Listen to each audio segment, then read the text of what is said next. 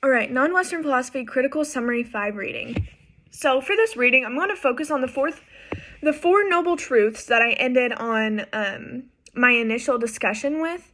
So from the Four Noble Truths, the last truth is the eightfold of the Noble Path. So in this critical summary for the PowerPoint presentation, I briefly went over the Four Noble Truths and the reading. So I'm going to go ahead and focus on the eightfold in the reading from the book, because the book really goes into detail on the eightfold.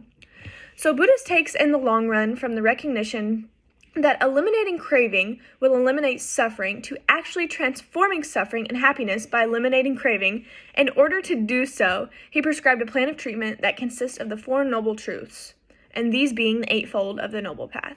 So that's kind of describing the fourth Noble Truth. So the eightfold Noble Path is broken down into 3 parts: moral conduct, wisdom, and mental discipline. So the first of the Noble Truths is right view. Right view is having the right view and seeing things as they are. This includes a lower level of intellectual understanding of things, but intellectual knowledge takes place within a system of concepts, principles, and this is resisting on underlying assumptions which necessarily flex them as limited perspectives. So overall, this is directly seeing the complete elimination of things as they are in themselves and not limited by concepts and theories. So next we have right thought. This is a sweet and condensed version. So of this, it's having a wrong view of reality. The right thought is expressed into the intention to free one from all craving, will, hatred, and violence. So this is to act out of love and compassion. Next, we have a right speech. And it's positive form, right speech, meaning telling the truth, speaking in a kind and friendly way. Then we have right action. Right action in its negative form means not killing, hurting, stealing, cheating, or engaging in immoral activity.